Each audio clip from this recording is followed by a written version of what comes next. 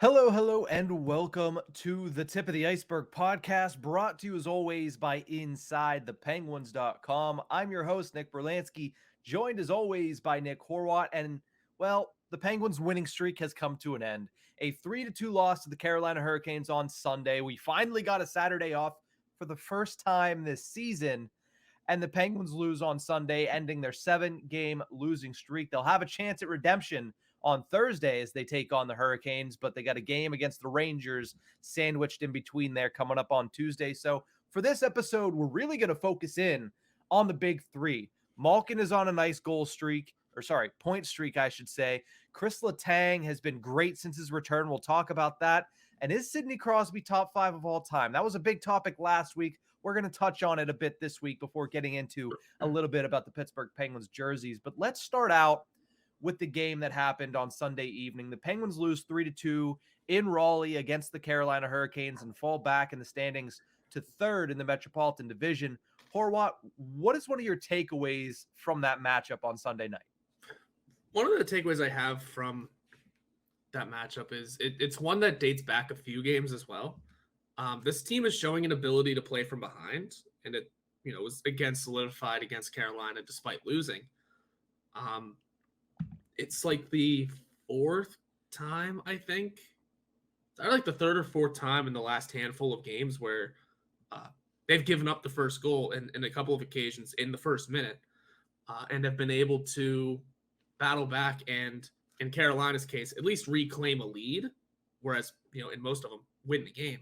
So the fact that they're able to not get discouraged and just kind of hold on to the fact that they know they're a good team and can play with a bit of a handicap, it's a hell of a thing it's a hell of an ability to have, and a hell of a thing you're able to fall back on, especially against some of these tougher teams like Carolina. It was a scoreless first period, but then you give up the first goal. But I mean, again, they gave up the first goal in Florida and were able to fly right back. They gave up the first goal in the opening minute to Columbus and another game that I'm forgetting, Dallas. But what they do for the rest of the game in Dallas, they shut them down. The rest of the game against Columbus, shut them down to hold those teams to only one goal. Now, again, I get we lost to Carolina, but that's a good team that you were able to battle back from. Mm-hmm. Take a 2-1 lead and take it into the third period, no less. It was just a matter of closing down. Some mishaps happen here and there. That's going to happen, but you were able to reclaim a lead against a very good team and showing some ability to play from behind and some comeback kid style again. It's very good to see, because once the Penguins were down before, they were out. It was over. Yeah, they have the knowledge that they're good enough to come back, and it feels like a lot of people forgot about the team on the other side of things last night, because I saw a lot of people down in the dumps on the Pittsburgh Penguins after this loss, and there were multiple reasons, multiple things, and I'm sure we'll get into some of them here on this show, but it seems like a lot of people forget that's a pretty good team on the other end there. The Carolina Hurricanes have been a good team for the past couple seasons under Rod Brind'Amour, and they proved it again on Sunday night. The thing about the Penguins and being able to come back, like you mentioned, is there's the desire too. This is a semi-meaningless, and by semi-meaningless, I understand every game means something in an 82-game season, especially when it's against a division opponent. But this is a random game on a Sunday, technically matinee at 5 p.m., against a Carolina Hurricanes team that's pretty good in the middle of December. If there's a game to drop when you're on a 7-game win streak, yeah, sure, you lose that game by 1. Oh, well, you move on to the next one. They did not want to lose that game. No. You saw them flying all over the place. The Hurricanes didn't score an empty netter, but should have scored 5. Like, the way that the Penguins and the older players for the Penguins are striving to just, we're not going to give up that goal. We're going to stay in it to the very last second. That was impressive to me. And I think that all, coincides with the fact that they aren't getting down on themselves when they go down in the score sheet. And they know that they're good enough, even without two very important players and Jason Zucker and Jeff Petrie. They know they're still good enough to come back and win these games, or at the very least come back and make it close. Yeah. And you're right. That empty net process, that was a scene, to say the least. That was very impressive, just keeping the puck out of the net. I think if you were going to drop a game of these last couple, out of this one or Florida, I think I would have rather dropped the one in Florida. Well, yes. Just for division ranking situations, but also then you realize they were playing without Kachuk and a forward short. All of a sudden, you don't want to lose that one either because you want to look like the better team in that situation. I mean, the Penguins are bound to lose eventually. Again, you'd rather it not be against a divisional opponent, but hey, we're out of those for a little while, aren't we? So, yeah, it's not like we don't have, what, 5 of the next 6 against the yes. Metropolitan Division, against, like we mentioned on Thursday, against the cream of the crop in the Metropolitan Division. All playoff teams. Yeah, but the Devils are kind of on a down spell. They are. But who knows? That's a week and a half off. They could be, Christmas break could turn a lot of things around for a lot of teams. So we'll have to keep an eye on that. One of my big takeaways from that game kind of goes along the lines of what you were talking about. It's these two teams are extremely evenly matched. Yep. When you're talking about a team in the Carolina Hurricanes who is a lot younger than the Pittsburgh Penguins, yet on the ice, they're extremely evenly matched. I think it's because of the all-time legends in Malkin and Crosby and how good they still are, helps even out that age difference. But all aspects of the game on Sunday were, tit for tat, 5-on-5, power play, penalty kill. It seemed like it was, a rock and a hard place going at it, and nobody could survive in between. I mean, both games that these two teams have played have been separated by 1 goal. The Penguins haven't been able to get over the hump this season against the Carolina Hurricanes. But if you watch the game, there was not much room to breathe offensively for either team. Now, they got their chances just because of how talented and how skilled each team was. And each team is bound to make a mistake. Nobody's perfect.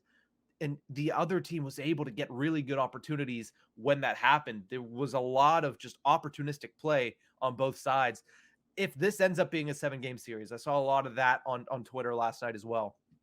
I don't know if I'll survive it because it is going to be high flying, high scoring, and just all around great hockey from the opening face-off to the final horn. It's going to be that I would say there's a greater than 50% chance that series would go 7 games. It's a pretty good chance, yeah. I don't know about high scoring, but it would be a close, tough fight. It would be, blow for blow. For me, playoff high scoring is like 4-3 constantly. Yeah, it would be a lot of what we saw last night. It would be very, whoever makes the first mistake is the one going down. That's how it would all turn out. All 7 games. Because you're right, it probably would go 7, if not 6. It sure as hell isn't going 4. No, I really would be surprised if either of these teams swept the other, like happened in 2009 with the Pittsburgh Penguins. The last thing I do want to mention before we get into Evgeni Malkin, a lot of people were on Mike Sullivan about his decision to start Casey DeSmith. I don't understand. I get it. You want them to win every game. Trust me, they would like to win every game too. Like, they don't want to lose games and they want to win everyone. But there's multiple reasons why it was the right decision to start Casey DeSmith on Sunday afternoon. One, you need to get Jarry rested before these next 2 home games heading into the Christmas break against the Rangers and the Carolina Hurricanes, because Tristan Jarry had started, I believe, just 2 in a row. But the more important factor was Casey DeSmith hadn't played in a game in about a week. Yeah. So if you don't get him that start, and you don't want to start him at home against these really good teams, because let's face it, even coaches know we want to put our best foot forward at home for our fans, which is why you're going to see Jarry the next 2 games. If you don't, then you start to question it. But you need to get DeSmith between the pipes again before Christmas, because the Penguins are going to play 3 games in 4 days after the Christmas break. And if they didn't start him on Sunday, it would have been 2.5 weeks since his last start. So what hope do you have for him in one of those games if you didn't get him some action on Sunday against the Carolina Hurricanes? And one last thing I'll say is, you just wanted him to give the Penguins a chance, and that's what he did. These fans that are always upset about Casey DeSmith's performance, how much of it is you're trying to say, well, if Jarry was in, this would happen? He's not in. You can't compare Casey DeSmith, who's clearly a backup in this league and getting paid like one, to a guy that right now is one of the hottest goaltenders in the league. I understand you say, well, we should always have the hot hand in. Well, sometimes the hot hand needs a blow. Like, you need to start your backup goaltender, because if that doesn't happen, look what happened last year. Not saying that overwork caused Tristan Jarry's injury, but the more he's in, the higher the chance is that he's going to get injured in a way that he did last season. So you do want more starts from Casey DeSmith this year, and you can't just always start Tristan Jarry, even though he is clearly the better goaltender of the 2. Yeah, it was. Yeah, Casey had just played. He played the second half of the back-to-back in the home and home in Buffalo. Yeah. But you have to also figure, okay, Jari's played 6 of the last 7. That's still a lot. You got to give him a rest sometimes. And also, it's the last game. Let's be real. It's the last game Casey's going to play until we come back from the Christmas break. Correct. Because I believe we come right back into a back-to-back. So he's going to be off for a while anyway. You know, you have to utilize both goalies. And he played fine. I'm not going to say he played stellar. I'm not going to say he got us the win or that he was the reason we lost. He played fine. It was a good team. You know, it was kind of the outcome I expected almost, just because of, you know, Casey DeSmith and Ned. It's a very good Carolina team. It's a 5 p.m. awkward timing game. Love that. But you got to give Jari a rest sometimes. I get he's on a stretch, but guess what? I'd rather win against the Rangers just for sheer revenge purposes. I get not standings, but now they're ahead of us. So, yeah, maybe I will take Jari in that situation. And then I could play them again. Then we see Jari against Carolina again. So nothing hurt, whatever. So what? Who cares who's in net? How about the team in front of them plays better sometimes? Yeah, at the end of the day, what do you ask of your backup goaltender? Or what do I personally always ask on this podcast of a backup goaltender? Give your team the chance to win. If you do that, then I'm not going to complain. Unless you blatantly cost your team, which he didn't. Could he have played better? Could he have made a save here or there, made that important save that we talked about, you know, about a month ago where neither goaltender was making it? Yeah, he could have. But at the end of the day, it is one game in the middle of December. I understand a divisional opponent. I understand one that you want to get wins over. But in this situation, especially the people going after Sullivan for even starting him, I'm like, what is your angle here? Are you just mad that they finally lost a game for the first time in 2 weeks? This team has lost once this calendar month, and that was yesterday. So, you know, in the grand scheme of things, you don't have much to complain about. I understand you want to be upset because you want them to win every game. I promise you, the head coach and the players also would like to win every game. But before we head to a break, let's talk about Evgeni Malkin, because we mentioned, you know, little sprinkles here. Oh, Malkin's on a point streak. Hey, he's quietly building up a point streak.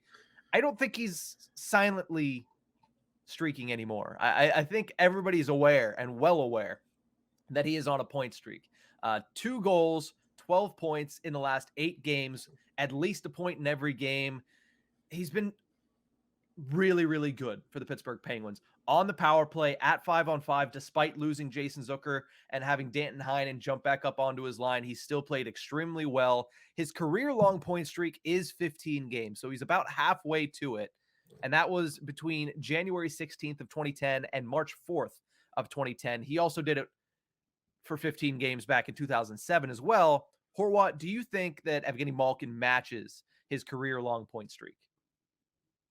You know, I don't think, but that's just because there's so much more production coming from all over the lineup on this team than there was back then, especially 2011. That was what was the first date of that 2011 one?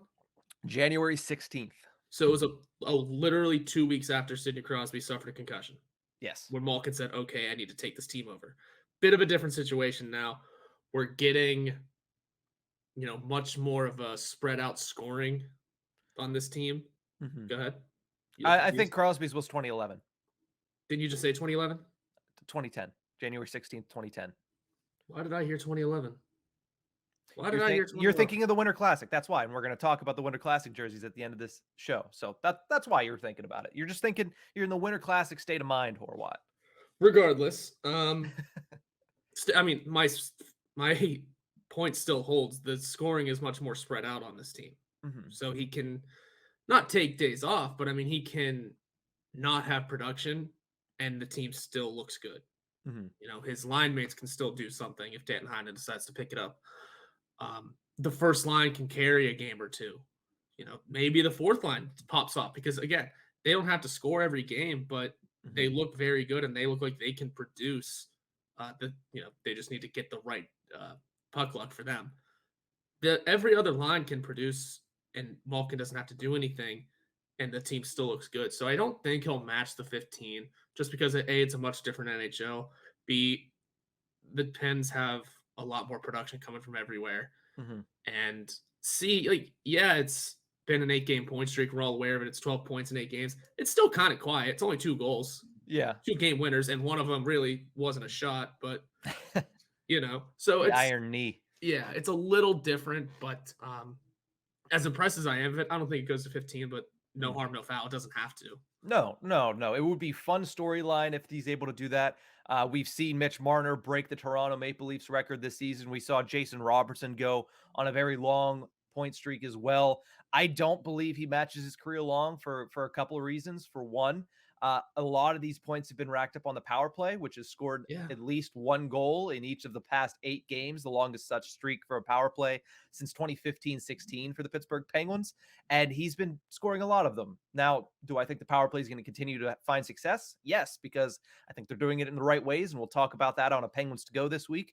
But I also think that eventually they're not going to score a power play goal, and eventually Evgeni Malkin's not going to score at 5-on-5, which he hasn't been doing a whole heck of a lot of on this streak. And secondly, because, I can't predict who scores points in a Winter Classic. I never can. It's very unpredictable. And he would have to score a point in that Winter Classic. I don't know if he's going to, but I think there's a sabotage factor in there for some reason in the back of my mind. But Horwat, before we cut to break, I want to ask you a trivia question. You get 2 options. Don't overthink it because there's no real easy way to think about this.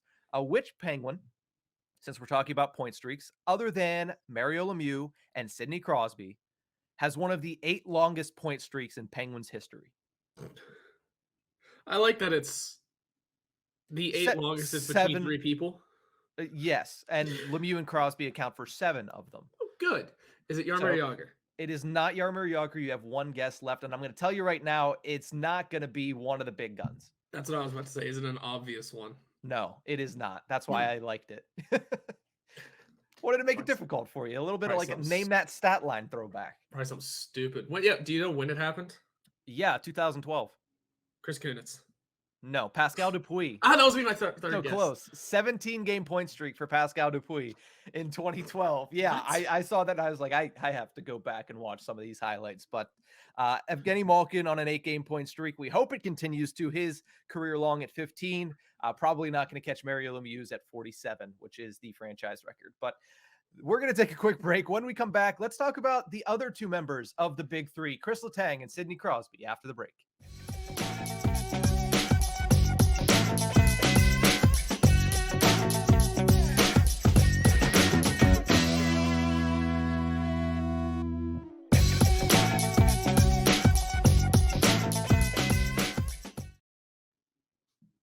Welcome back to the Tip of the Ice-Burgh podcast, brought to you as always by InsideThePenguins.com.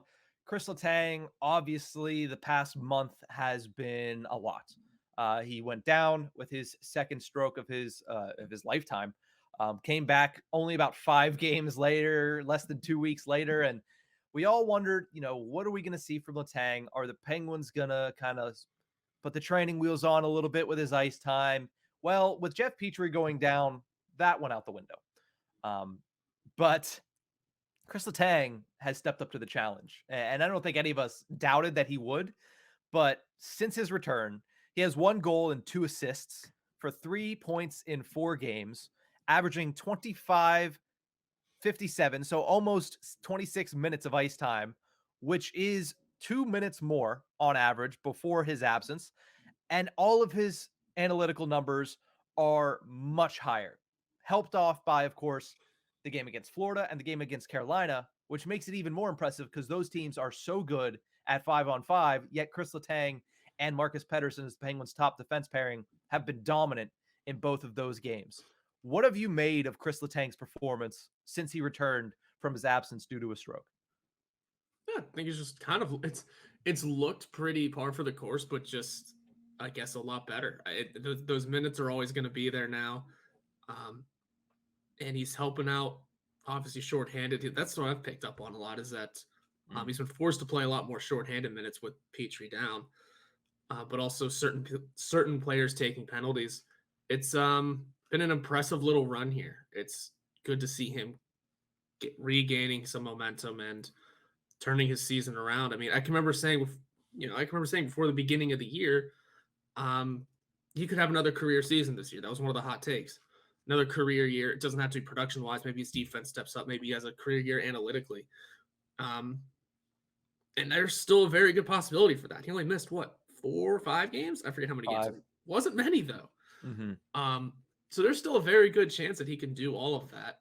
Mm-hmm. Some things need to pick up in the right way just because he had a bit of a slower start offensive-wise. But again, he's a defenseman. He doesn't have to play offense that much. And really, the Penguins haven't gotten a lot of offense from their defense in total. But that seems to be turning around a little bit, and Kris Letang's going to be a big part of that. Yeah, you mentioned that he's playing shorthanded. He scored a shorthanded goal against the Florida Panthers, vastly important one as well, to tie that game up at 1 and to open the scoring for the Pittsburgh Penguins. The 4th shorthanded goal of his career, they mentioned on the broadcast, passing both Malkin and Crosby. Hey, at least Letang has that, right? Like, Letang has one thing over those two, because other than that, those two guys usually have all the franchise records, all of this, and everybody's like, yeah, Letang has all these records among defensemen. It's nice to see him get something over those two guys for a change. Yeah, well, he plays more. He plays more on that on the penalty kill. But I think either way, it's great to see just what he's doing. That he's able to be back and not miss a beat at all. Yeah, no points in the first game, but he was playing sheltered minutes, if you will. And then now Jeff Petrie down, he's able to step right back into that role and fly on all cylinders. Yeah, 3 points are actually in his last 2 games. We mentioned he played phenomenally in Florida. He played phenomenally in Carolina. If you look at his play in Carolina with Marcus Pettersson at 5-on-5, led the team in shot attempts with 65% and had 85% of the expected goals when on the ice. That, along with Marcus Pettersson, was far and away the best metrics of anybody on the ice. And we mentioned on Thursday when we were previewing that matchup, Florida is a very good team when it comes to 5-on-5 analytics, when it comes to possession of the puck, when it comes to shooting the puck. And Carolina is the same way. We saw it yesterday. Carolina just shoots. Like, it doesn't matter where they're at. It doesn't matter the opportunity they have. They just get the puck on net. And yet, Kris Letang, of course, according to Natural Stat Trick, 61% of the shot attempts for, 68% of the expected goals for, and the Penguins outchanced the Hurricanes 10-2 with Kris Letang on the ice at 5-on-5. That is the play of a franchise defenseman, and that is the play of a defenseman that is, after having a stroke less than a month ago, playing at the top level for this league. Yeah. I mean, it's impressive as hell. What he's doing is only going to help the team win. It's great to see him back in general, but he's going to produce at a level that's going to keep the Penguins' momentum going. Yeah, they lost to Carolina, but dude, I thought they looked good the entire game. It was such a close game that it could have gone either way. And this team can beat any other team in the league. It's a matter of holding on to this consistency, making sure the power play stays awake, and seeing this sort of production from their top defender.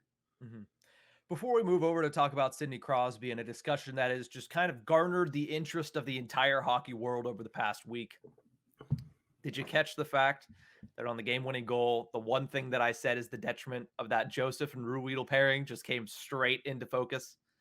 Neither of them could box out their respective players, namely Jordan Staal, able to get positioning on Chad Ruhwedel, and he just looked like a child in that matchup. And listen, I love the Ruhwedel-Joseph pairing, but that is their one fault. And I saw that, and I was like, man, like, that's going to be their issue, is going up against big guys like Jordan Staal, which, listen, he is a mastodon in front of the net. So, yeah, he's a freaking dinosaur in front of the net. So that's the one thing that they'll have to work on, is clearing out the net front. That happens. And listen, they didn't have to mention how tall Jordan Staal was on the broadcast, because we all know Chad Ruhwedel's only 5'11", so that just wasn't fair. Yeah, I mean, Jordan Stahl's stick is probably the same height as Chad Ruhwedel, so that's probably a tough matchup any day of the week for a guy of Ruhwedel's size. But again, Ruhwedel's been playing well since stepping in. He always does. He really does. But let's move over and talk about Sidney Crosby, because everybody's talking about the top 5 all-time, Mount Rushmore all-time NHL. Where does Sidney Crosby be placed in that conversation as of right now? And it was all sparked by his performance this season and where he's at and the paces that he is on. 40 points in 31 games for Crosby this season. He's on pace for 45 goals and 106 points, despite not scoring at all against the Carolina Hurricanes yesterday. Horwat, where do you rank? Let's ask this a different way. Is he a top 5 player of all time? Yes or no? And then we'll get into it more. Yeah, he's absolutely top 5 player. There's no reason to rank the old, number 1 is this guy, 2, 3. No, because the top 4 or 5 it's always going to be the discussion of who falls where. Who cares? Sidney Crosby is in the top 5. There's no doubt about that at this point, because obviously a lot of this discussion is sparked from, just the season he's having. It's the fact that he's having it at the age of 35. There never seems to have been a setback in his career that he hasn't come back from, and that he hasn't slowed anything down through these 18 seasons. He's in his 18th season. This is incredible stuff for any player. The fact, first of all, playing 18 seasons in itself is a start. Having this much production through all 18 years, playing through what he did, it's just impressive, and it is exactly the type of pedigree that puts him in the top 5. And another reason why this discussion is getting brought up is, the Ovechkin thing. He scored his 800th goal. Now, where does he stand among these guys? Does his goal scoring ability push him into the top 5? Whereas I think he's close. I would say maybe he's 6, just because Sidney Crosby has that ability to make everyone around him better. He is he's definitely not at the same level of goal scoring ability, but he's close. If Sidney Crosby wanted to become a goal scorer, he could. And I mean, let's just tell it like it is. In the grand scheme of old hockey men, a couple of cups matters. A couple of MVPs matter. A couple of Conn Smites matter. He's got the hardware to really drive home the idea that Sidney Crosby is definitely better than Ovechkin in this situation. And that pushes him into the top 5, because Ovechkin's definitely a top 10. You see what he's doing. Oh, yeah. Into his mid to late 30s now. But I still think Crosby has the upper hand, and that puts him firmly, I would say, into the discussion of the top 5. I would agree with you. He is top 5. You said it's useless to rank. I ranked because I think that there's a clear 3 tiers here for the top 10 in the National Hockey League, and in my opinion, in their history. I think the top 3 unencumbered, and I don't think there's anybody that I see in the league right now, yes, even Connor McDavid, that will touch these top 3. Mario Lemieux is the greatest player of all time.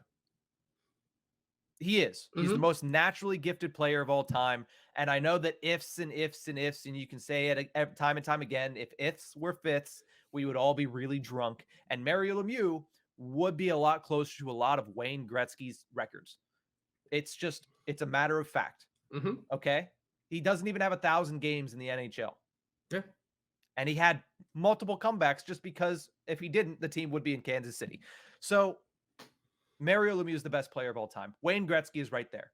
It's literally a 1A, 1B situation, but I do give the edge to Lemieux. What you get with Wayne Gretzky is what happens when a great player avoids major injury for the majority of his career. No massive absences. When he has Marty McSorley by his side at all times. Currently. Yes, correct. Not currently. He might be with him right now. I don't know. Wasn't Marty McSorley part of that trade to LA? Yes. He wasn't going anywhere unless he had his bodyguard with him. That's how he was able to do this. Yeah, but no major absences. That's why all his records are really far and away ahead of others. I mean, I understand that Ovechkin is chasing him in goals. That's fine, but Ovechkin's not going to touch any of his other records. No. Nobody's going to touch him in points ever. Maybe McDavid if he plays forever. But again, it's a lot different of a league right now. Is he going to be able to do that? So we'll have to see. But I do think that Wayne Gretzky is just the picture perfect what you get when you see a player play his career unencumbered by massive setbacks. Number 3 is Bobby Orr. Similar to Mario Lemieux, career cut extremely short, but he's clearly the greatest defenseman of all time, and nobody can argue that. Another major what if in hockey history. What if Bobby Orr plays as long as Wayne Gretzky, stays as healthy as Wayne Gretzky, or plays as long as a Gordie Howe? What does that look like? So I have those as the top 3. Then I don't know who to put higher. right now it's probably Gordie Howe at 4, Sidney Crosby at 5. But I think Sidney Crosby, by the end of his career, if he gets in the top 5 in points, which I believe he will, I wrote an article over the summer that I can retweet out again, what he has to do that, and he is certainly on pace to make his mark this season. He could finish top 5 all time in points, and he'll be one of the very few current day players to be up there. Then I put him ahead of Gordie Howe. But regardless, it's Gordie Howe, Sidney Crosby, 4-5, and I don't see that changing. I do have Alex Ovechkin in that third tier because I think the first tier is the top 3, Lemieux, Gretzky, Orr. Then it's Crosby, Howe, and then the third tier is 5 or 6 through 10 for me, and that's Ovechkin, who I would put right now at number 6 and probably going to stay there. Maurice Rocket Richard, Bobby Hull, Nick Lidstrom, and Martin Brodeur. Ooh, that's a fun list. That's what I have as my top 10. And listen, people can say, listen, you weren't old enough to watch. You don't appreciate the old players. I appreciate Gordie Howe. I appreciate Jean Beliveau. Oh, yeah. But just what these players have done, and I think there is this blind just way of looking at it that forwards and points are all that matters in hockey. No, watch the way Nick Lidstrom played defense. Watch the way Martin Brodeur played in net. It changed the game. It changed the outlook of their entire team's future, their franchises. That's why I have those guys up there, but this is not a podcast to get into that. This is a podcast mainly about Sidney Crosby, or a segment mainly about Sidney Crosby, and I have him right now at number 5, knocking on Gordie Howe's door for number 4. Yeah, and he's up there. I like judging your list because once you get past 5, once you get past crapshoot. Yeah, once you get past 3, really, because a lot of people don't want to have Sidney Crosby in this discussion. So once you get past the top 3, it turns into here come all of the names. We already mentioned Crosby. Some people wouldn't put Ovechkin up there yet. Gordie Howe is usually going to be in the top 5 still, regardless. But then out of that 5, it becomes fun. Like you mentioned, Lindstrom. People would say Hasek is better than Brodeur and not put him in the top 10. Like there's people weird would say situations Patrick with Waugh. that. Same with Patrick Waugh, yeah. Then there's the Mike Bossy, who again, a lot like Lemieux and Orr, shut down pretty early. And of course, as I'm trying to have this discussion, all of the names have left my head. Yeah. Mark Messier can be in this discussion somewhere. Ron Francis. And then just sleepers that you just kind of forget about. Luc Robitaille or Paul Kariya, who again, career cut short. Joe Sakic, Peter Forsberg, Steve Yzerman, Stevie Y, if he really wanted to, Sergei Fedorov. There's some names. They could, all those names, if you were to say were in your top 10, not being mad at all. Yeah. There's only 10 spots, and there are more than 10 players that are certainly fitting to be named one of the top 10, and I wouldn't argue. I mean, the big one that you mentioned there was Steve Yzerman. You know, that's the one. I looked at this. Well, yeah, that was mentioned there. I looked at this list and I had a hard time keeping Steve Yzerman off. It was literally between Yzerman, Lidstrom, and Brodeur. And, you know, for what I think about the way that those two just kind of changed the course of their position forever, that's why I have them higher in there. But it's a crazy thing to look at, for sure. And we didn't even mention Yager this entire time. Yeah, and Jaromir Jagr. But the last thing I'll say before, you know, I let you obviously have your final thoughts on this is leadership-wise, Sidney Crosby I would take over almost everybody on that list. Yep. So what I'm petitioning, in lieu of the NBA naming all their trophies for the first time, once he retires, can we change the Mark Messier Award to the Sidney Crosby Award? You see, I'd agree with that, except we know how the NHL is, and it would go to Jonathan Toews first, Captain Serious. Oh my Lord! Come on, yeah, you know it would. Captain overrated, Jonathan Toews. And that's the thing too. I loved Jonathan Toews as a player, and I think he is a fantastic captain. But once people started saying, "Hey, he's better than Crosby," "Hey, he's a better leader than," no, shut up. He's perfectly serviceable. He's a perfectly fine guy. He's probably a Hall of Famer, but he's not a first ballot Hall of Famer. He's not. Ooh. Patrick Kane is. Oh, but is Jonathan Toews? No, he's not. He's perfectly fine. He's a two-way guy that's half decent at everything he does, but he's not excellent at everything he does like Sidney Crosby. I don't know why you set me off for some reason. That set me off today. Jonathan Toews isn't keeping his terrible team afloat. No, and he hasn't for 6 years. Yeah. Yeah. He had his run, and then he faded into oblivion. Crosby had his run, started to fade, and said, "Screw this! I'm winning 2 more Stanley Cups." Yeah. There were some bad Penguins teams over the last few years, and Sidney Crosby is the reason why we got anywhere. Yeah. So I mean, obviously Evgeni 2014, Malkin as 15. well. Thank you, Mike Johnston. And you know, Evgeni Malkin's in there as well. I forgot about him. Yeah. No, it's in the grand scheme of all time things. I've heard a lot of discussion that in the far future, in the distant future, people are going to look back at the numbers and say Ovechkin was better. And I'm going to say, how are you going to look at the numbers and not look at the hardware? Congratulations, he has more goals. Listen, if Ovechkin hits 1,000 goals, which I believe someone has already had that discussion, which is hilarious, and I mean, really could happen. You know, that's fine. That's great. That's one record that he's going to have. And yeah, Crosby's not going to have any of those records, but he's going to have the hardware. He's at the age of 35, going for his second most productive season ever. How much did we just talk last year about how great it was at Letang? Again, not really in this discussion at all, but had a career year at the age of 35. Had a career year. If Sidney Crosby was able to have this sort of production at the age of 35, that deserves to be discussed and put onto a pedestal of here's why he's still so good. The people that had great seasons at the age of 35, Jacob wrote the article for Inside the Penguins. They're not your typical greatest of all times. It's Johnny Busick, who, yeah, great player, Hall of Famer, but not Wayne Gretzky. I forget what his numbers were in the age of 35, but it's not the same sort of thing. So Sidney Crosby setting himself apart.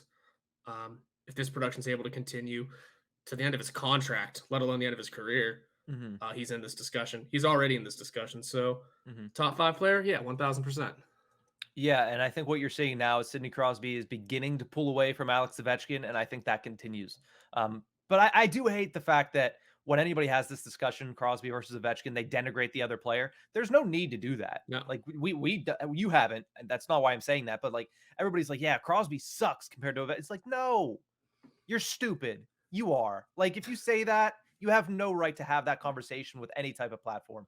Both of these players are Hall of Famers. Both of these players are all-timers. We're saying they're both in the top 6 of all time. Literally. Yeah. And it's just a matter of like, these guys are great, but when I look at Crosby, he excelled at everything. When I look at Ovechkin, he is extremely, extremely talented at a lot of things, but not everything. He isn't. And people say, oh, well, don't bring cups into this. Why not? Why not? Being a winner, not just leading your team to wins, not just winning Stanley Cups, winning gold medals everywhere, winning MVPs in international play. It's not all about that. Being a winner in general is a mindset, and you can see it on the ice. And you've seen it with Sidney Crosby from the age of 18, probably till the age of 40. So that's where I give him the edge with that. And then all a bunch of other things also, because defensively, Crosby's been better. We can get into this discussion all day, but I was about to say, I just pulled up Ovechkin's plus minus numbers just because they're really fun. He led the league in scoring on multiple occasions and had a minus. He was a minus 35 with 51 goals. Yeah. Come on. So there are clearly arguments to be made for both sides, and people can just throw our opinions to the side because we're on a podcast covering the Pittsburgh Penguins. But at the end of the day, it's my unbiased opinion. I know that can be taken with a grain of salt. People will not believe me, but it's what it is. And if you don't want to believe me, I really don't care. So we're going to take a quick break. When do we return? Let's just rank some jerseys. Let's have some fun. That's not going to get any, heated at all, right? We'll see. We'll talk about that after the break.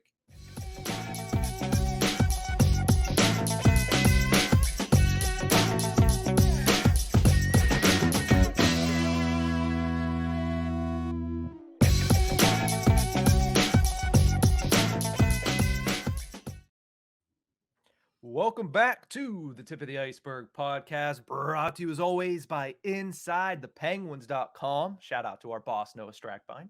I'm in a good mood, Horwat. It's Christmas week. You have your festive Christmas sweater on. I thought about putting on mine, but I only have one. You have several, as we've seen. This is my new one. This is my Dunder Mifflin one for this year. Oh, that is. I didn't see that until just now. That is gorgeous, Horwat. Very. Marshalls. I should have wore my Dunder Mifflin shirt, which I also got at Marshalls. So maybe I gotta take a trip after we finish recording this. But speaking of threads, let's talk about our weekly Pens poll. The Penguins have 5 jerseys that they're wearing throughout the course of this season. So we asked last week, which alternate jersey is the best? Pittsburgh Diagonal, which I expected to win this poll, got 42% of the vote, but nearly won this poll because the RoboPen Reverse Retro got 39, a difference of only 3% in our listener voting. So 42% for the Diagonal, 39% for the Reverse Retro with the 90s RoboPen on it. And the Winter Classic jersey got 19%. A nice showing for the new guy. 19% for the Winter Classic. Horwat, first and foremost, which one is best? Which one is best? Of those 3, I'd have to go with the Diagonal, I think. Listen, I like the RoboPen, and I know why everyone voted for it. It is the "What have you done for me lately?" We've worn it a hell of a lot already. Yeah. I don't think they've wore the Diagonal since they debuted the RoboPen. I think they've only worn it once all year. I was thinking about this while I was covering one of the last few games. I'm realizing, because they were wearing home whites, I'm like, I haven't seen them wear just their regular home jersey in what feels like a long time. Because it felt like every home game we were getting was, we're wearing the Reverse Retro again. We're wearing the Reverse Retro again, which I get. You know, you're only wearing it for a year. Why not publicize it? Why not get some sales out of it? Mm-hmm. But it's already, much like the white Diagonal did with the last one, it's already growing old to me, man. Really? Just a little. Not a whole lot, because it is a cool looking logo and a cool looking jersey. I mean, I look around my desk and 1, 2, 3, 4, 5. I see 5 RoboPens just around my desk. Not the regular Penguin logo. Mm-hmm. But yeah, that being said, though, it's a cool logo and I like the jersey. It's just, can we give it a little break? Just for a little bit. Because also, I'm seeing a lot of people wear the Winter Classic one. It looks cool. I'm seeing a lot of people wearing it at the arena. Yeah, I agree. Listen, I love all of these jerseys. I really think the Pittsburgh Penguins have some of the best jerseys in the NHL right now. I really do. And the last time I can remember, and it's actually our Twitter header, the last time they wore their home jerseys, their regular home jerseys at home, because remember they wore them on the road against the Sabres. The last time they wore them was Malkin's 1000th game celebration against the why am I blanking? The Calgary Flames. And I wasn't even at that game, so I really haven't seen this jersey in so long.